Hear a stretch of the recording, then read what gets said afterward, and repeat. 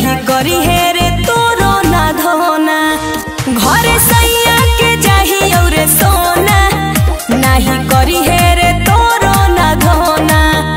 आगे जाए के नहीं गम करबो तोर जुदाई में नहीं मरबो छोड़ के जाइए जदि सैया घरे हम दोसर ढूंढ लेबो।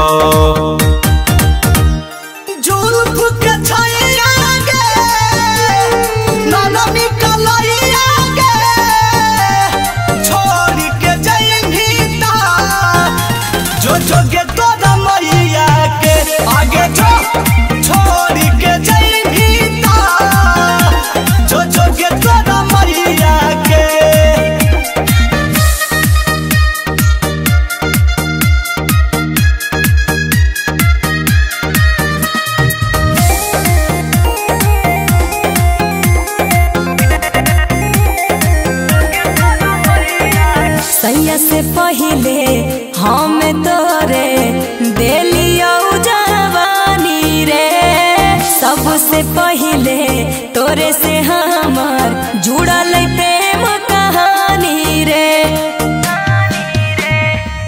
गमे न मरबो फिर से करबो शुरू प्रेम कहानी गे तोरो से नीमन हमारा कौनो मिलत रूप के रानी गे कि रूप के बलैया गे गोरे गोरे बैया गे छोड़ के जाइबी ता जो के तोरा मैया के आगे छोड़ के जाइबी ता जो के तोरा मैया के।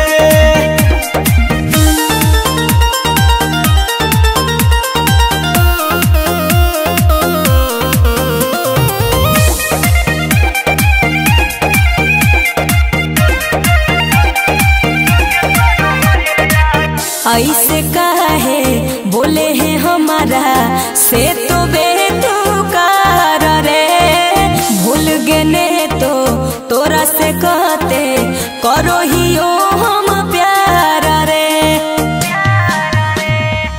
होके तू पद के जैते हलना छोड़ी सासुरार गे रहत हल जदि तोरा गे सोना हमारा से प्यार गे पिपरा के छैया के प्यार लड़ी कैया के छोड़ के जाइबी ता